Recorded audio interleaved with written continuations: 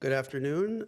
Welcome to a special meeting of the Glendale City Council, being called to order now at 3:08 p.m. on February 27th. May we have roll call, please? Yes, council members Asadarian, Divine, Here. Kasakian, Najarian, Sure. Mayor Brotman. Here. And your report, please? The agenda for the Tuesday, February 27, 2024 special public meeting of the City Council was posted on February 23rd, 2024 on the bulletin board outside City Hall. Thank you. And our first item, The first and only item is community development regarding contract amendment with SWA in the amount of $900,765 for additional design services for the preservation and reuse of the city-owned property located at the former Rock Haven Sanitarium, 2713 Honolulu Avenue, APNS 5610-024-900 through 910, contract number 8001911.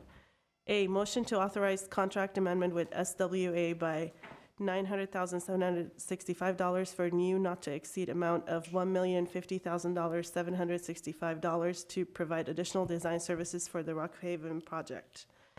B, motion directing staff on preferred next steps regarding the preservation and reuse of the former Rock Haven Sanitarium located at 2713 Honolulu Avenue. thank you. Mr. Galanian? Yes, good afternoon, Mayor Brotman, members of City Council. Today's presentation, we are happy to report that there is evidence of forward movement in the preservation and redevelopment on the former Rock Haven Sanitarium site. In this presentation, staff and our consultant will cover background and some history of where we've been, the actions taken to date, as well as the next steps that necessitates a change order that we need to fund the existing contract with SWA, the landscape architect for this redevelopment of the project. Will include design, construction documents, the bidding process, and as well as contract administration moving forward. With that, I turn it over to Bradley Calvert, our Community Development Director, for the introduction. Thank you. Good afternoon, Mayor Brotman and members of City Council. I believe City Manager Galani just gave a quick rundown for me there that has shortened my presentation, so that'll help us keep it rather brief. We would like to go over just some history of how we got to where we are today, and as the City Manager mentioned, what those next steps are. The intent behind this meeting is to request a contract amendment so that we can move forward with the design services necessary to get the grounds open and accessible to the public, and to start preparing the Pines Cottage building to serve as the museum per council's direction and the grant. Really quick, as council is aware, 1923, this facility was opened as a private women's facility that provided specialized care within a beautiful natural landscape setting. I'm sure there are many members of the public here that can add on to this history even better than I can, so we'll keep that part brief. Located between La Crescenta and Pleasure Way in Hermosa and Honolulu, it's 3.8 acres. This does include two areas that are relatively undeveloped, including one location in the southwest corner and the northwest where there is a well and part of a GWP's facilities. What we'll outline today is what that scope of work will look like in terms of the boundaries. One of the changes behind this in terms of the scope and scale of this project, as discussed at our last meeting, was coming into realistic expectations based on the amount of funding that we currently have. So for the background, we acquired the site, the city did, in April 2008 for $8.25 million. There's been a few attempts to either develop or preserve the site between 2014 and 2020. That's included RFQs and RFPs. There was an E&A at one point for a boutique hotel as well. In June 2021, Senator Portantino announced an $8 million grant intended for this site with the intent of creating a women's mental health museum on the site. There was an evaluation that was done to kind of consider the deferred maintenance that was there, whatever limited reuse could be of existing buildings, so that we could come back to council and obtain direction from the council in terms of where we should go in terms of reusing some of these buildings, some of the potential alternatives that have been considered and floated. There was discussions with commercial opportunities, obviously the grounds serving as a park, the museum itself being kind of the primary element of this, and then consideration of relocation of the Montrose Library as well. We presented that analysis in May of 2022. The library did present some challenges, if you will, in terms of costs, especially exceeding the dollar amount of the actual grant itself. That is also where we identified the Pines Cottage Museum, or Pines Cottage building as the most suitable location for a museum, given the existing state of the building as well as its overall layout and access. There are vacant areas on that site that could potentially hold housing. And then there was a direction from the council to look at a number of different commercial options potentially in private businesses that could use those facilities. That is work that we'll discuss in next steps that's not presented as part of today. But we also wanted to make sure that the buildings were stabilized. That was something that had been ongoing at the time, and how we were going to go about tarping those, improving the grounds itself, and then really focusing on that and the opening of a museum. So an assessment was done in July of 2021 regarding the water damage, primarily from a faulty roof and gutter system. Council authorized the replacement of those roofs in 2021. There was a discussion there about replacing the roofs of all the buildings, but at that time, and as we discussed that with council, we felt there would be some redundancy in that work, that if we were to replace those roofs now on the other buildings that were not going to serve as a museum, that if we were to go back and make other improvements for a business that may go in there, or maybe some sort of facility from the city, it may end up having us have to go back and do that work a second time and not seen as cost effective. As such, the direction from council was to re-roof the Pines Cottage building and tarp all of the other buildings to ensure that there was no further damage. Ultimately, the contract was awarded in January of 2023. The tarping abatement and roof replacement were completed in May of 2023, the tarping itself in the preceding month. A little history on the grant. Again, $8 million was announced in 2021. Council had given direction in terms of finalizing that agreement, what that project scope was going to be. The final scope was approved in May of 2022. Council then authorized the grant execution and appropriation of $8 million. We had to file a notice of exemption in terms of environmental review, and then we had to follow up with documentation submitted to the state regarding the actual use of this grant, what the scope of work would be, the timeline, things of that nature. We submitted that on September 1 of 2022. The first review wasn't completed till January 12th of 2023. Ultimately, the grant was executed in March of 2023. We bring that up because we know that there's been some discrepancies in terms of the movement related to that grant, but the grant actually did not become ours until about 11 months ago. We were not able to access that funding to do some of that work. Should be noted that the project and the use of that grant must be completed by March of 2026. As part of the contract amendment, we were recommending to amend with SWA Group, that is the company that we've been working with thus far, to do the comprehensive design and engineering services needed to move the Pines Cottage building forward as a museum, as well as opening up the grounds. We'd originally gone into a contract with them in October of 2022. This was to do a site survey, topography, utility locations, laser scanning of the Pines Cottage building because we did not have an accurate as-built at the time, so that provided that for us, and then a survey, trees and the landscape of the site. That work has been completed, but we also, given that analysis and then the conversations we've had with council as well, again, trying to bring this $8 million back into a realm that we see as tenable in a project that we can actually complete. So the three main objectives here would be to renovate the Pines Cottage building for that museum, the renovation of the historic grounds, and then looking at the off-site parking feasibility. As we discussed in our last meeting, there could be opportunities of reconfiguring the parking along Honolulu and some of the other side streets that could get us maybe a net gain of 30 to 40% more parking. SWA Group's scope is to really focus on those three objectives to get this open up and long-term operationally, or a long-term operational and funding plan can be developed as well. So the next step would be to develop these concept alternatives, both with the landscaping as well as the building, the Pines Cottage building itself.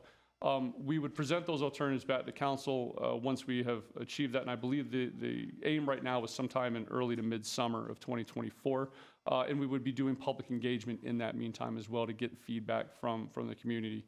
Again, this would be oriented more towards the Pine Cottage building itself as well as the grounds. Anything related to the other buildings, we actually need to go back and do essentially a real estate and economic analysis to determine what kind of uses could go in there.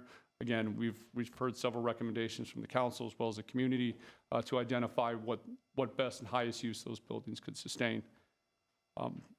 Just a map outlining the existing buildings and really kind of the boundary, if you will, of kind of the scope of work, that black dashed line that you see.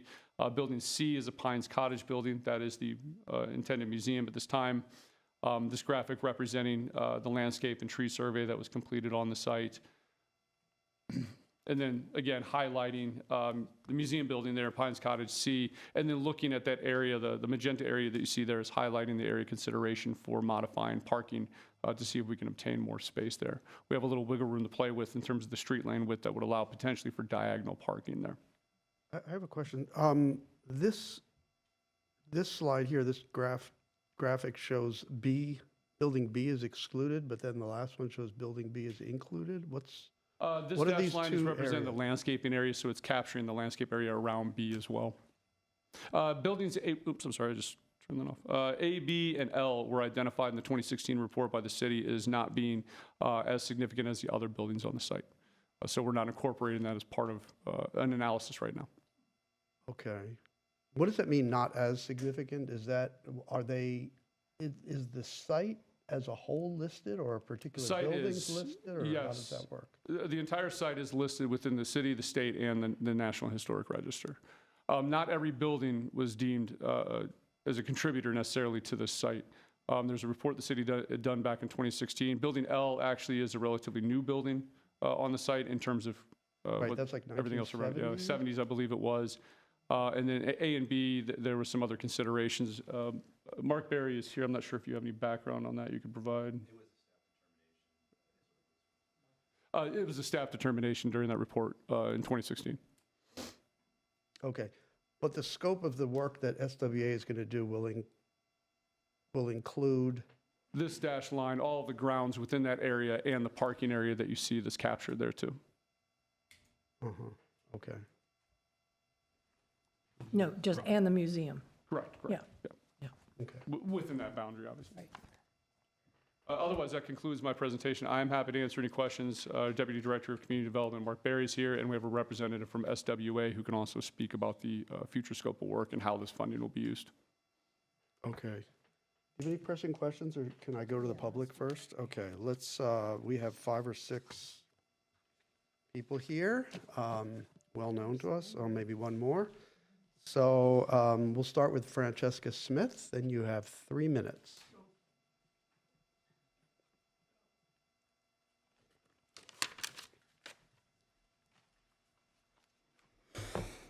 I would love another half minute, if you please.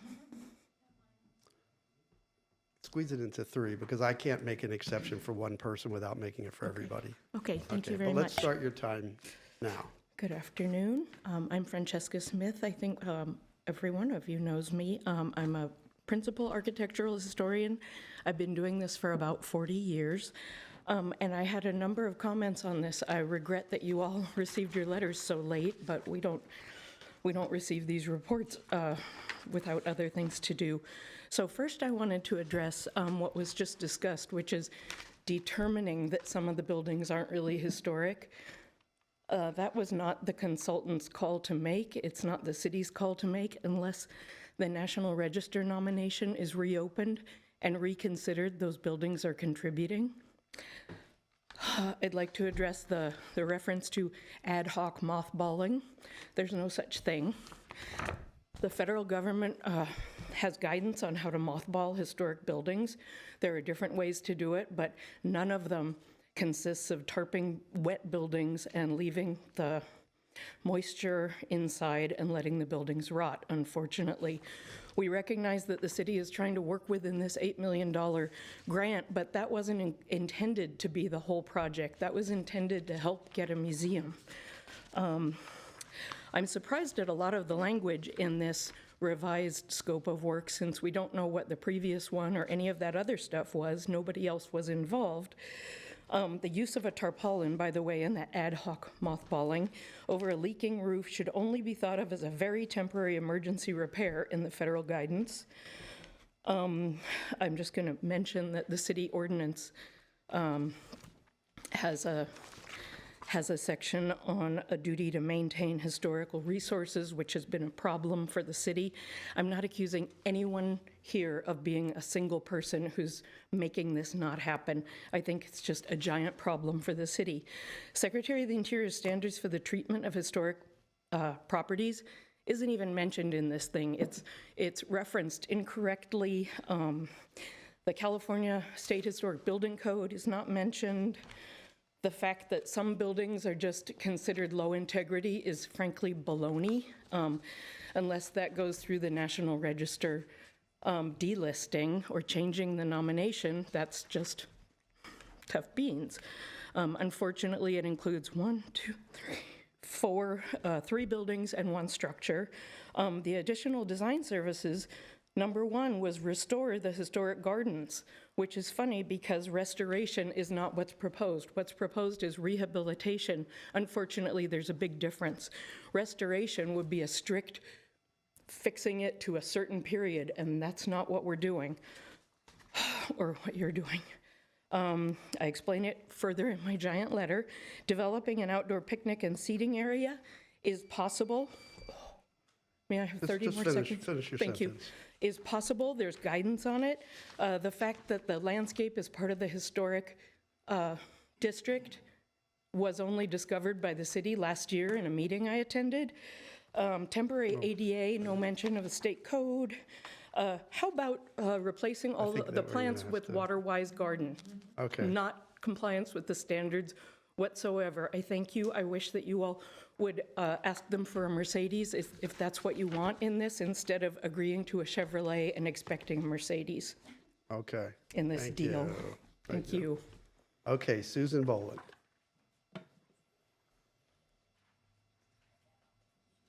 Hi, good afternoon, council and staff.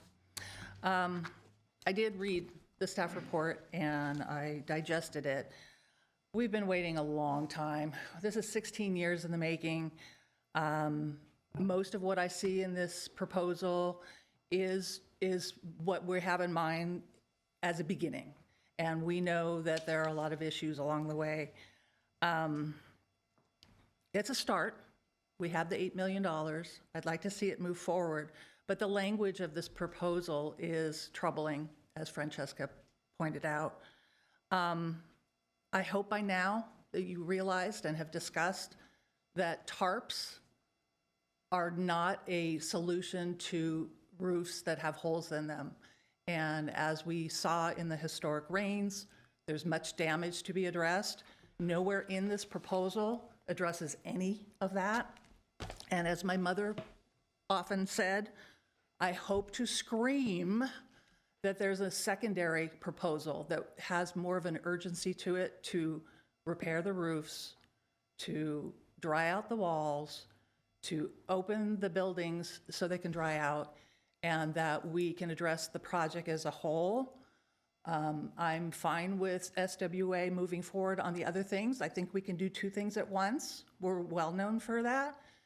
Glendale can do 2 things at once. So I urge you to say yes to the SWA proposal with some language modifications, but let's move forward on fixing the roofs and drying out the facility. That's super important, or all of this is moot. And by the way, I do have a lot of affiliations, as you well know, but I'm speaking as an individual and on behalf of my great aunt who stayed at Rock Haven for a time. Thank you. Thank you.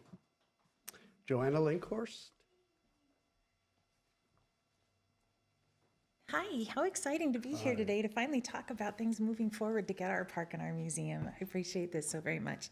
The only thing that I did want to say, though, is I am quite concerned that that does exclude the Nurses Cottage, which was built in 1928, which is considered part of the historic designated history of the, a little concerned about the brick wall too, because that wasn't in any of the photographs, but that might be something that comes up later.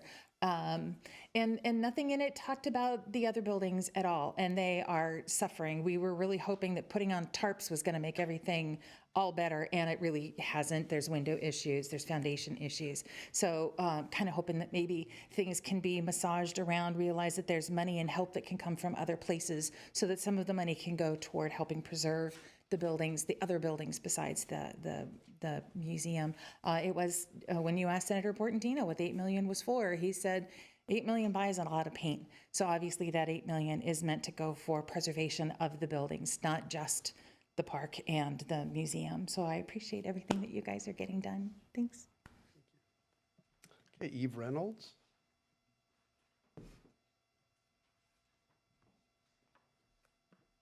Hello there. I'm Eve Reynolds with Arcolution. I'm a design architecture firm. And I had the privilege to go and see those buildings, all 11 buildings on site. There was one building we couldn't get into, but I saw all the rest. Saw the condition of the tarping. There are no gutters or downspouts from the tarp, so any rain that falls on those buildings just pools around the foundations. Notice that some of the foundations are starting to fail. We can tell that because when you go into a building, you see the sloping floors. On one of the buildings, the exterior wall has actually detached from the ceiling joists along one side of the building. That's imminent failure of a structure. And we've seen ceilings falling, walls dilapidating. There are windows and doors that have completely deteriorated.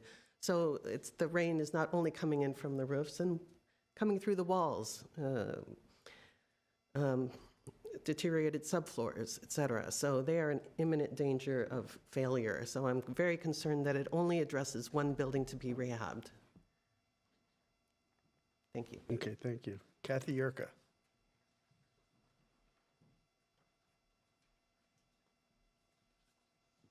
Good afternoon, everyone. Nice to see you. My name is Kathy Yerka, and I have been very active in historic preservation in Glendale. As you know, I was on the board of the Glendale Historical Society. I was vice president for preservation advocacy, and I now serve as a historic preservation commissioner.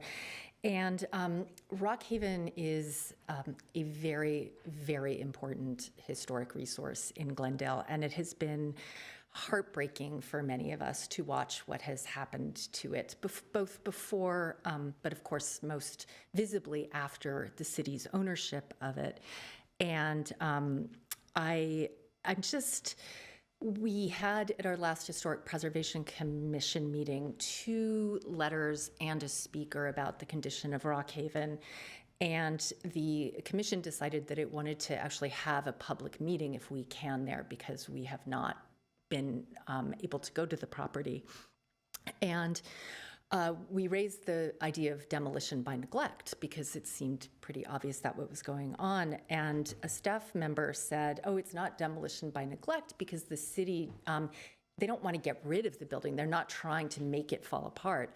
Well, and this is where I'm going to put my English professor hat on. Neglect just means you're not paying attention and that you're not taking care of it. It doesn't mean it's not neglect, it's not demolition by malfeasance. And I just wanted to read the language of the ordinance.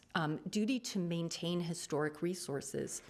Every owner of a designated historic resource, and then various other categories, shall maintain and keep such resource in a manner that ensures its continued lawful and reasonable use, that ensures its continued eligibility for listing on various registers, and ensures that it is not subject to and actively prevents demolition by neglect, as well as deterioration, dilapidation, and decay of any portion of such resource.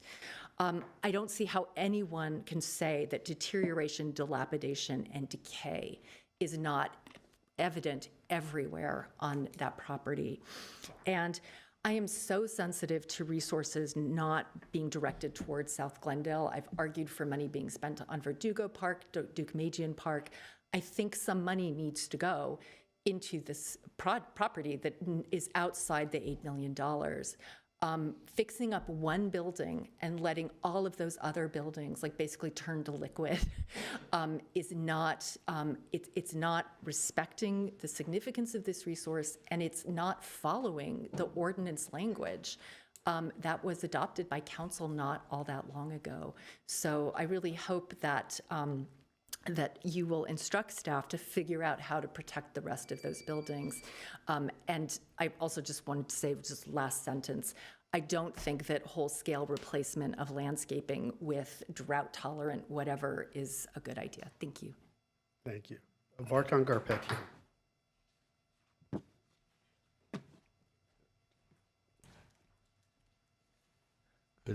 Good afternoon, Mayor Brotman and council members. My name is Vartan Garpetian. I went through this report. This is very comprehensive, but it jumps back and forth on dates, and it gets a little bit little bit confusing to understand the whole picture. But as far as the current contract before us or current proposal, in October 2022, the city entered into a professional services agreement with the SWA Group. The contract covers the full array of services, including site planning, master planning, landscape master plan, and maintenance guidelines, concept design, schematic design, development, construction documentation, so on and so forth. Then, due to given the limited funds beyond the state grant, staff worked with SWA to develop a narrow scope of work. And the narrow scope of work are as follows. Restore historic gardens and courtyards. Most of the work is done outside on the grounds. Develop outdoor picnic and sitting areas. Improve ADA accessibility, which is still outside work. I know we have to improve the grounds to be able to use the facilities, but you need to understand, restripe parking lot, provide parking along Pleasure Way, and assess and improve the site drainage, again, outside work, remove and replace existing landscaping, again, outside work, replace irrigation system, same thing, related to landscaping again, improve perimeter fencing, outside work, provide the site lighting, again, on the outside, renovate Pine Cottage. The only place that mentions any of the buildings is item number 11 on the reduced scope of the work. So provide accessible parking and vehicular access to the museum. Most of the funds that we have is going to be, the design is being done only on the outside, the irrigation, the landscaping, the walkways and ADA improvements, but there is no word about rest of the buildings, and that is, I think, what's concerning to everyone, including the members of the community. Also, the contract is calling for another $765. This is an increase to the contract, and I don't know how much did we pay so far to get to this point, because they've done all this work in 2022, all this report and design should have been done by 2022 in 2022 contract, and then we're reducing it, and most of it is again in landscape area outside, and doesn't talk about restoring any of the existing buildings. I think that's what we need to concentrate on, to have one design for the entire thing. And also, if you're short in funds, there's always development impact fees and also some Measure S funding that can go into this project. Thank you so much. Thank you. I see a car from John Schwab Sims, but I don't see John Schwab Sims.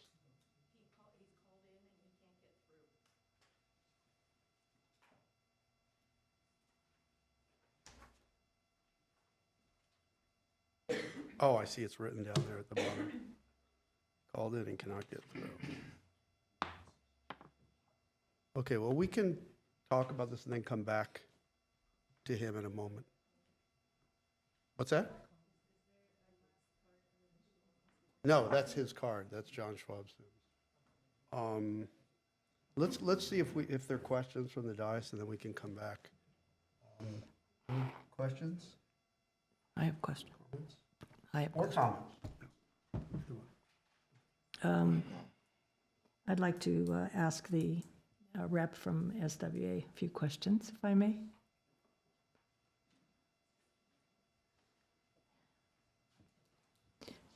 Hi. And what's your, I'm sorry, I missed your name. My name is Gerardo Aquino. I'm the CEO of SWA Planning and Landscape Architecture firm based in LA. Okay, Mr. Aquino, thank you. It was just mentioned that since the contract, I guess, started in 2022, you haven't done any of the architectural renderings or any of that work yet. What have you done since then? That contract was meant to do two things. One, it gave kind of a menu of all the services that we could provide to let you know that, hey, if you want to do this or that, we can do those particular services. The services we actually did related to creating a survey that is in front of you, or you should have, which is a topographical survey. So we have all the detailed topo. For example, we know that some of the thresholds of some of the buildings are actually lower than the adjacent paving, so some of that water comes in, and that's why you have sandbags. But we know exactly what those elevations are now. We also have the spot elevations of all the beautiful existing trees on the property. We know how big they are. We know where they're located elevation-wise. And we also have some analysis drawings, which you have seen, as well as kind of an inventory of some of the site elements, the layout of the paving, the access points, the fencing, the walls. So we have everything we need in order to get started on a design, but we have not designed anything yet. And the fees associated with that work is very narrow compared to what's in front of you now with the $900,000. So it's not part of the $900,000, what No. you've already done? No, ma'am. Okay. It's a lot. Are you, one of the speakers said, whether you're restoring or rehabilitating the gardens, which do you feel you're doing? I think you're doing a little bit of both. It does have meaning in terms of historic landscape, cultural landscapes. I think for me, restoration is if there are patterns that we find in maybe some historic drawings and we can kind of tie the proposed landscape to maybe older drawings that we've seen, that to me is kind of restoration. Rehabilitation might be that if plants are not doing so well, but the replacement plant could be something more adaptive. Doesn't have to be exactly the same species, but something adaptive, more sustainable. So I think it's a little bit of both. But do the Secretary of Interior standards call for the same type of vegetation? I would need to speak with my team to get into the specifics of that. Okay. I guess my overall question is, and I have others, but are you using the standards of the Secretary of Interior, and are you using what we know about the look or the preservation of this historic area? It's a, what are we calling it? Historic district. Well, Are you looking at those? I mean, are you bearing that in Yes, mind when yes, you're we- doing your work? yes, we have a consultant on our team that is going to carry through those standards by the book. They are not here today with me, but they will be overseeing those documents and those guidelines. Councilmember Devine, if I may as well. Obviously, they will be working hand in hand with our historic preservation planner, Jay Platt, as well. And the work that will be done here, whatever proposed designs move forward, landscaping or Pines Cottage, that will also find its way in front of HPC as well to be further evaluated and reviewed to ensure that we have followed that criteria. And that leads me to, thank you, I think the other question I have for Seth, when is that going to happen? When is it going to go to HPC? When is it going to the community? What I read was there's one, let's see, it's one, I have it marked in here. There is, here it is, on page 13 of the 32 report, and it says 3 public meetings. One is a city council meeting, one is a planning commission meeting, and then one is an outreach meeting. That's one. And when is that going to occur? And why don't we have one like now and then one later? We haven't had our first meeting because today was the day to firm up what that scope will be and so that we can move forward with the contract. Once that's in place, we can go and do our public meetings and our outreach as well as those with our commissions and council as well. So- From there, we'll be able to develop that specific timeline and when we'll be coming for those bodies. Okay, so if we approve this contract today, one of the first steps you're going to take, Mr. Aquino and staff, is to meet with Friends of Rock Haven, the Historic Society, the commission. You're going to be doing that to get their input, because like you said, they probably know more about this. I know they know more than I do, and I'm sure that they know a lot more than some of our staff. We will be casting hosting general aspersion. public meetings for all stakeholders to be involved. In that regard, Immediately? provide that input. Immediately? Yes, that would be one of the first steps we would be taking. Okay. My next question is about Portantino's specifications, because they're saying, the public is saying, our speakers are saying that, why are we only doing this building and why aren't we doing the roof in the rest of the district? What were were there exact specifications in Senator Portantino's grant? Mayor and council members, that scope was developed per the meeting that we had with the city council, and the direction was understanding that this funding would only go so far, that we would prioritize opening the grounds to the general public, Pines Cottage building, and stabilizing the rest for the time being. And we would need to identify and search for additional funding to move forward with the other buildings. The 8 million is only going to stretch so far, and that scope is derived based on our conversations here with council and what those priorities were. Okay, so he really didn't specify it's for the museum? Because I know what he told me, and it wasn't that, but, Well, I would need to dig into the language specifically, but the agreed upon scope with the state included that museum and the grounds themselves and the stabilization of the existing okay. buildings. But on the other hand, this is what the Friends of Rockhaven and all the other advocates for Rockhaven have always wanted, right, is a museum. And so now we're taking a first step towards that. Okay. I guess this does go, well, maybe to staff as well. Would it be possible to save on landscaping and put those funds into repairing the roofs of the other buildings? Are we talking about, millions and millions of dollars, or is it something that we can work into the funds, cut down on some of the landscaping that Mr. Aquino is talking about, or staff and SWA are talking about, and just use part of that funding for the roofs of the other buildings? I know we have I asked about this in my briefing about all the other buildings and what are we doing with all the other buildings? And the answer I got was, we are looking at long-term plans. Now, to me, that means that we're going to do this first and then do the rooftops later. Comments? What I would say to your first part there is that we would have to determine that as part of the work as we got into the work. If we're following the Secretary of Interior's requirements in terms of rehabilitating or restoring, whichever that may be on the grounds, we would have to see what that scope of work actually is, how much we're doing, and if there are some savings that maybe could be reallocated somewhere. But until we actually start doing that design work, that's hard to say. So that would be up to Mr. Aquino and the SWA, It would be determined during that process. both of you. Okay, so,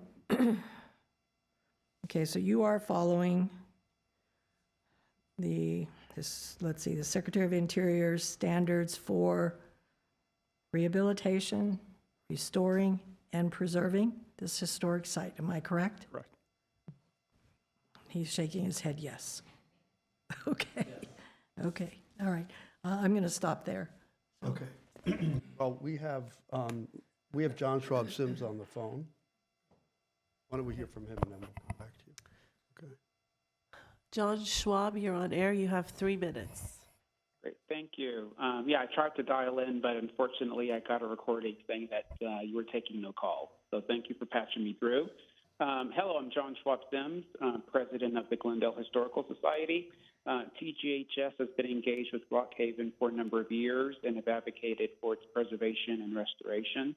We're happy to see that there's movement in leveraging the $8 million provided by Anthony Portantino, but would like to make the following observations.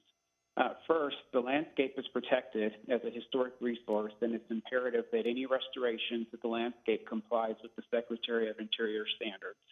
This wasn't specifically called out in the SWA report, and the only reference to changes in landscape was that it would be removed and replaced with water-wise planting throughout the entire project area. To do this without historic review is not acceptable.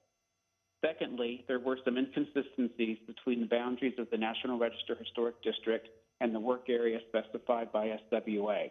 Some buildings were excluded from SWA's work area that are in the National Register Historic District. It's important to ensure that all historic resources are in scope for any restoration initiatives in the district. TGHS believes that SWA has little to no experience in restoring historic properties, and this is problematic. This is evident in their lack of recognition that Rockhaven is on the National Register, and there is no mention of how the landscape plan will comply with the Secretary of Interior standards.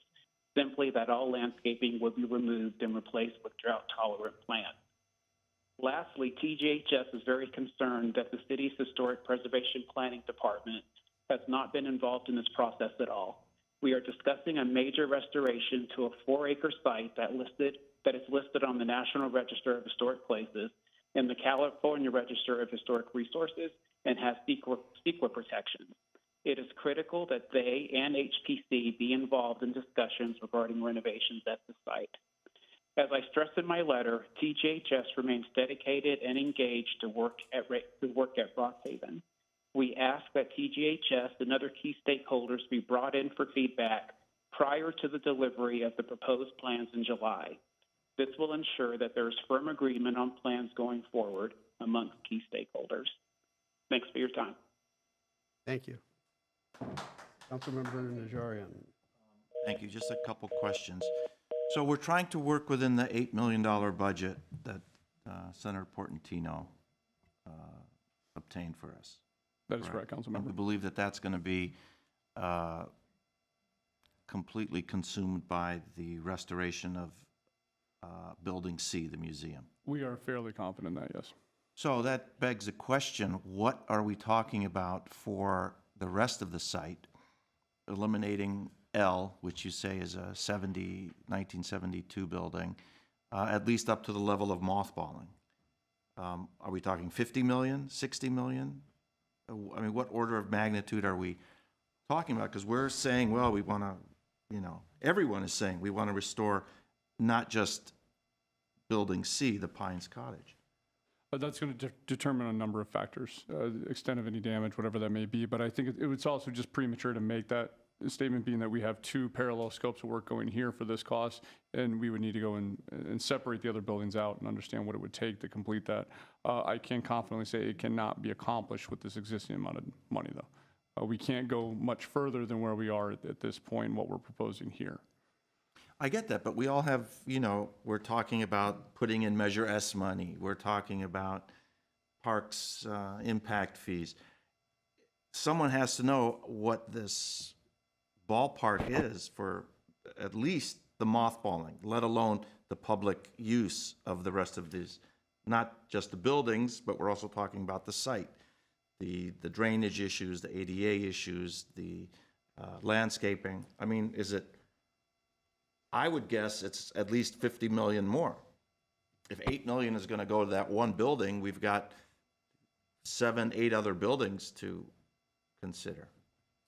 Do keep in mind the 8's also going towards the grounds, but we would need to send someone in to do a fair analysis of each building. But it would be a relatively expensive price tag to make sure that all of those buildings were brought up to the same standard at this time as Pines Cottage. Because that has been the issue from day one, is the funding on this. That's why we were so happy that we got the 8 million from Senator Portantino. At that time, maybe we were of the opinion that that would cover a lot of the other buildings as well. But, we have to know what this, Mr. City Manager, we need to know what the order of magnitude is for the restoration of these buildings, at least to the mothball stage, let alone, the public input. And, we just need, I don't want to speak for anyone else, I need to know that. Because if it's a bridge too far, the bake sales and the $1 million that we can carve out here and the $2 million we can carve out there isn't going to help this situation. Yes, Councilmember Najarian, if that's council's direction, we can certainly have staff and our consultant work on a rough estimate. But judging just based on visual inspection of these buildings, it will be a hefty price tag.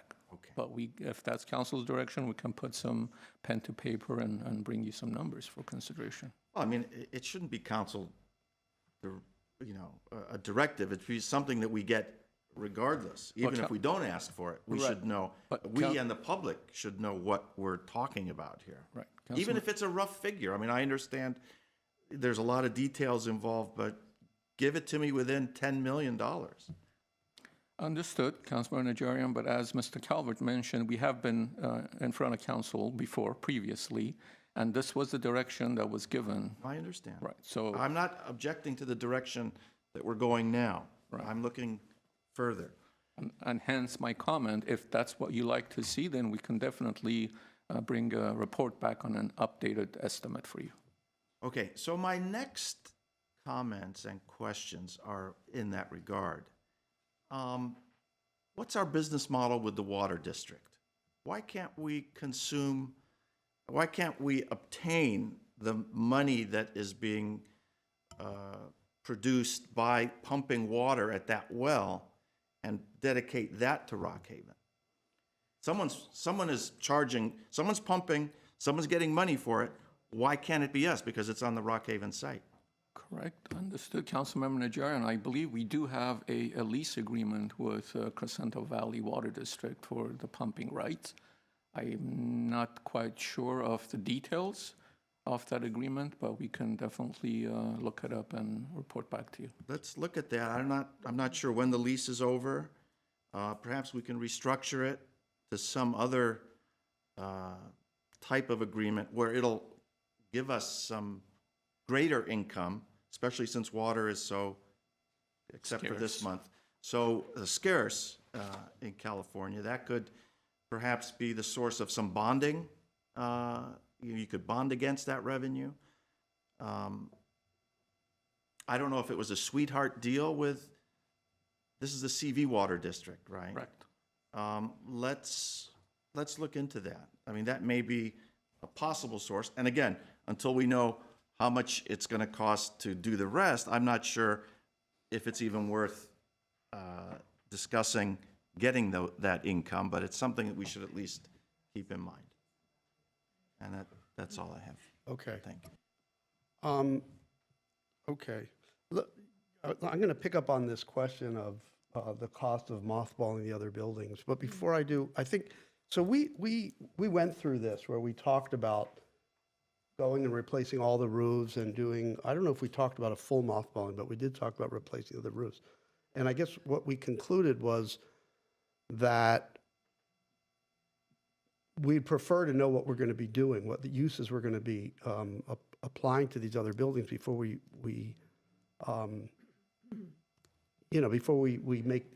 agree to that kind of a cost, because we could be doing things that we then have to reverse, right? That was our thought process at the time.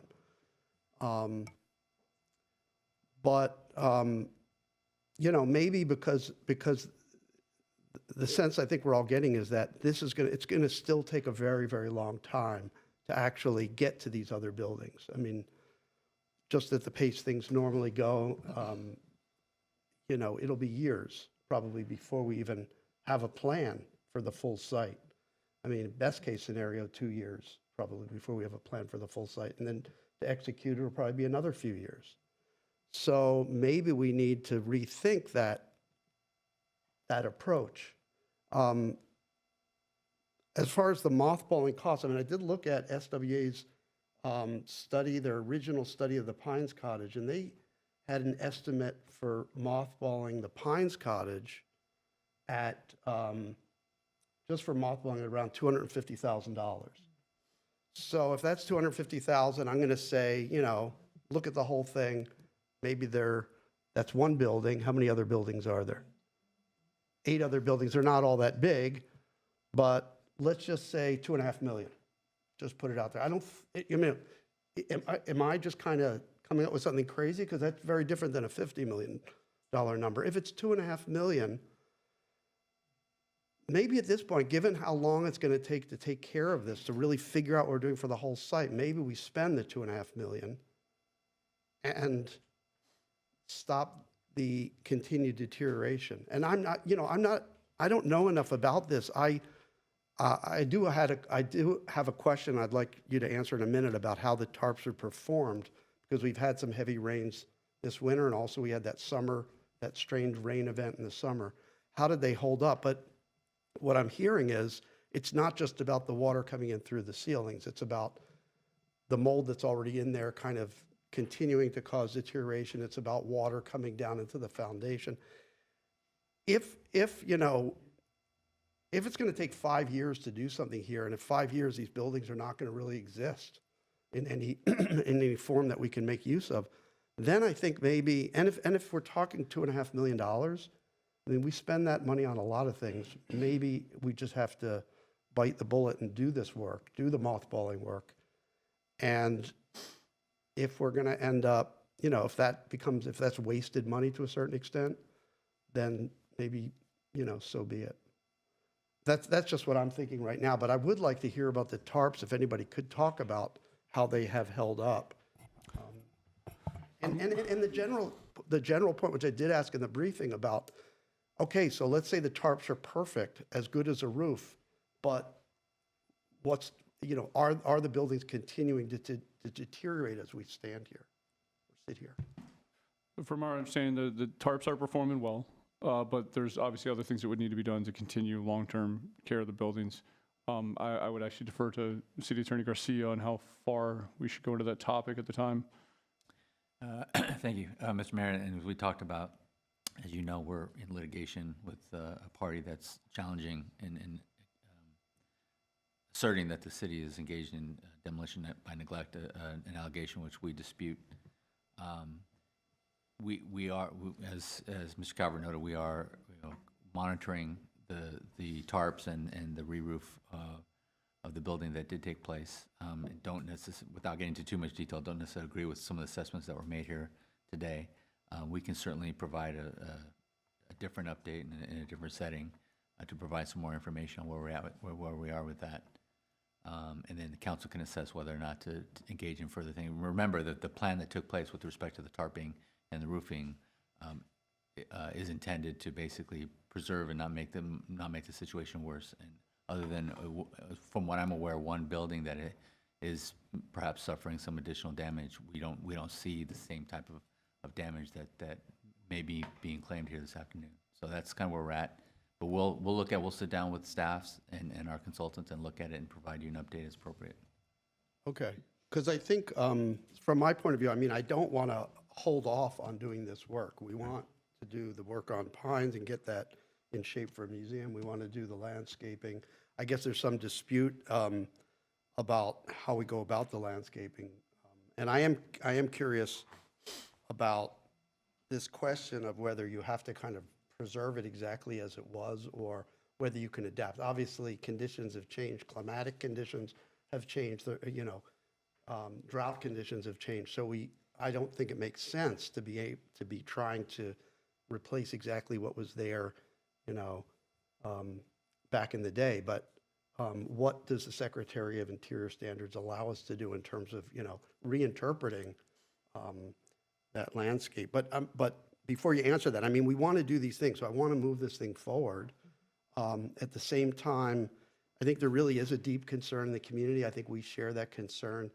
And my sense of how long this is going to take to get to a bigger kind of project decision, I think maybe we need to look at what it's going to cost to do the rest of the mothballing and move that forward, find the funds somehow or another, and in our budgets and just move on with that.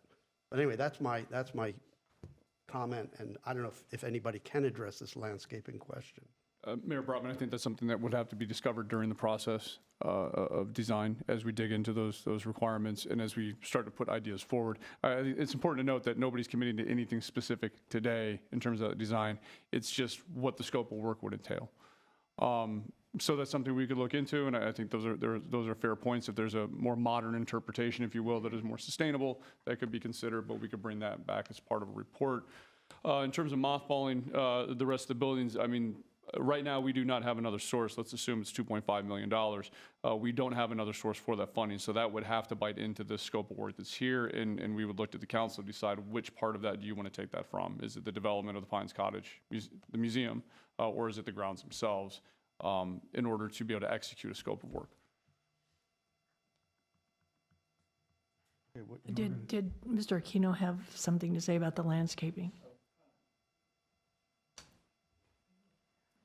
I just want to say regarding landscape, there are individuals in my office, on my team, that have worked on historic buildings, historic landscapes under the Department of Interiors, Museum of Culture in downtown LA, Beverly Hills City Hall, Stanford, UCLA, Herald Examiner Building, and a few other museums in Southern California. And there is always a debate about, do you put back those water-loving plants, or do you try to transition to something more sustainable? And I would just say that we'll go through that process with all of you to determine the best steps forward. Thank you. I'm wondering if there's a possibility that we can somehow find this, instead of spending the entire, after this this contract is approved, then we're left with $7 million. If there's somehow in that 7 million where we can find 2.5, if maybe we can do the rest of the work for 5 million and find the funding within this amount. I mean, cutting back on some of the replacement landscaping, and maybe we can do it in a less expensive way, or just finding ways to save in order to get this other, the other buildings covered. Or perhaps the parking or something. I don't believe the parking will necessarily save us the money we would need to do that. If the desire by the council is to consider mothballing all of the buildings, I think we would need to go back and assess what the cost would be to each one and have to return with a different scope of work so that whatever's left of that balance, 7 million less the mothballing, how far can we take the grounds or the Pines Cottage or whatever that may be. We were already concerned now that balance would get us through the museum and the grounds, but if we're going to include this, we would need to recalibrate that scope at that point. And I'll have to add, the mayor and council, that in order, when the time comes, in order to have the museum open and operational, we need ADA accommodation and access routes to that building and around the site. And that is not a cheap endeavor. And that does include parking as well, because they would have to have access from there. Yeah, and I don't think that's a place where we would try to cut expenses. Hello? Yeah. I'm in favor of doing that, of looking at rehabbing or mothballing all of the buildings, and then using whatever is left on the museum, and or see how we can work that in. And then again, we still could, if, well, like, let's say we're $1 million short, we could maybe look at Measure S money or another funding source to make up for the difference. I just feel like today we're taking a step forward, and we've waited so long for this. And I hate to make it a question of which would you rather have. Would you rather have the museum, or do you want everything mothballed? Is that what you call it? So we have to, I don't want to have to make that kind of a decision. But our decision is based, and has to be based, on the funding that we have. We can't go and say, oh, well, that's okay, we'll spend like $50 million more. We have to take this step now based on the funding that we have. And we only have 3 years, right? We have to use this funding in 3 years. Am I correct on that? Two, Councilmember Devine. 2 years. So we have to take this step forward. We have to do it, and we can't, and I just don't want us to delay it.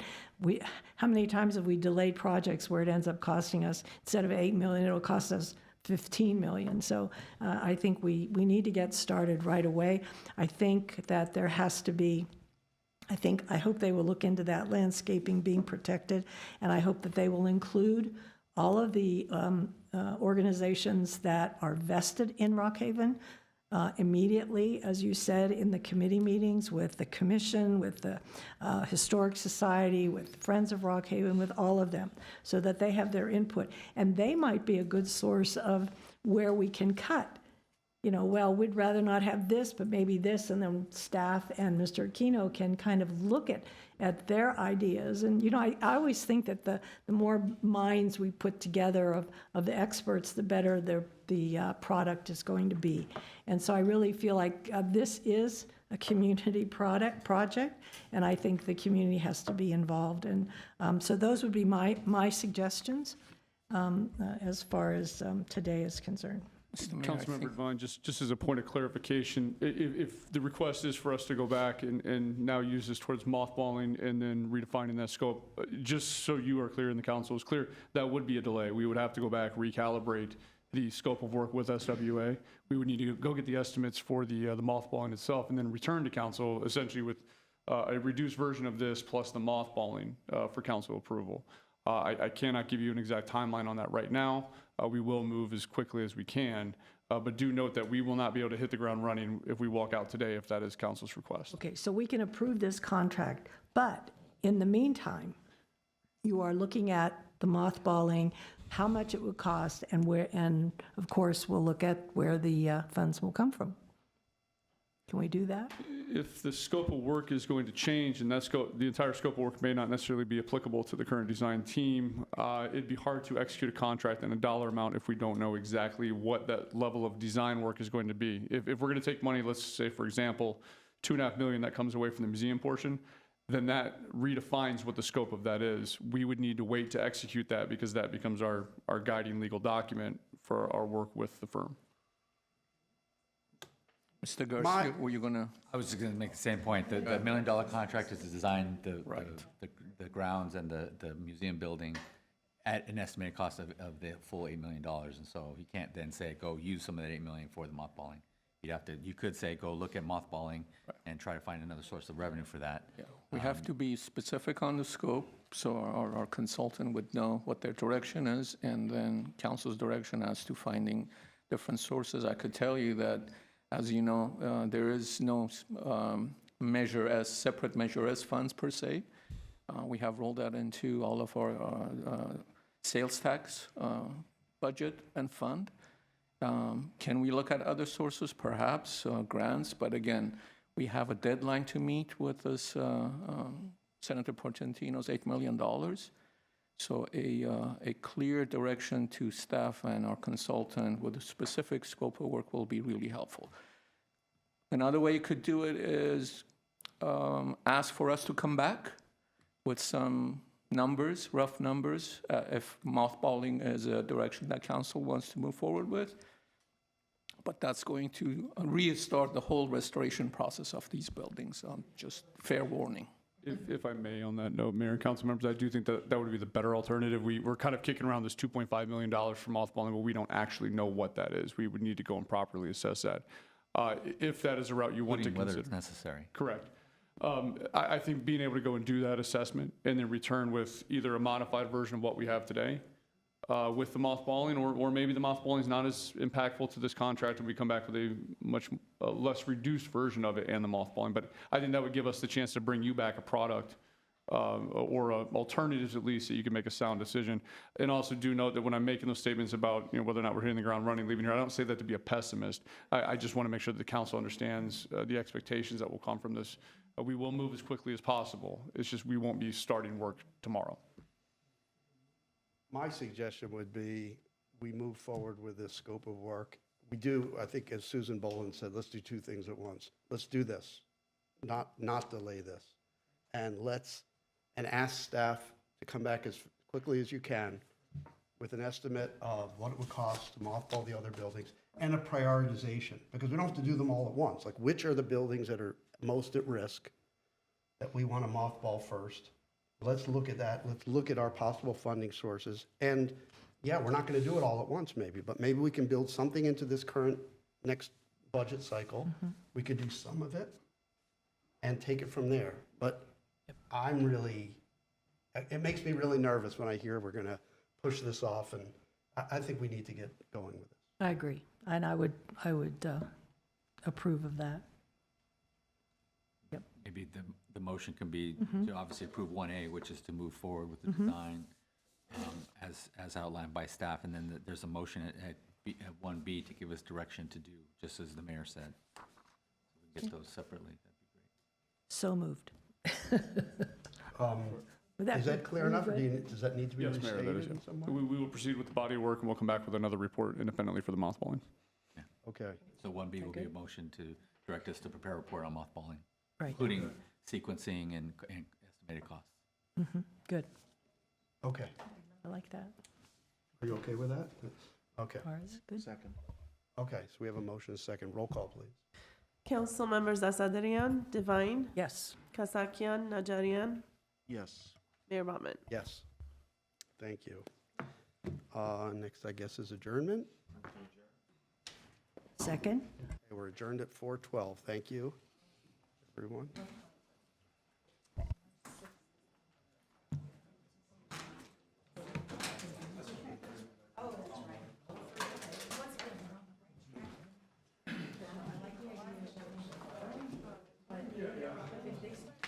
We're ready? Okay. don't have. Okay, we'll call to order the Glendale City Council at 4:12 PM on February 27th. Roll call, please. Council members Asadrian, Divine, Here. Kasakian, Najarian, Sure. Mayor Brotman. Here. And your report, please.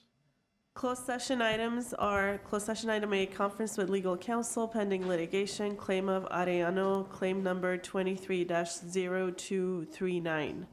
B, conference with legal counsel, anticipated litigation, initiation of litigation pursuant to paragraph 4 of subdivision D of Government Code Section 54956.9, one potential case. C, conference with labor negotiators. The city designated negotiator attending the closed session is Mayor Dan Brotman. The unrepresented employee position is city attorney. Okay, thank you. Do we anticipate reporting out on any of these items? We do not, Mr. Mayor. Okay, well, with that, we'll recess to closed session.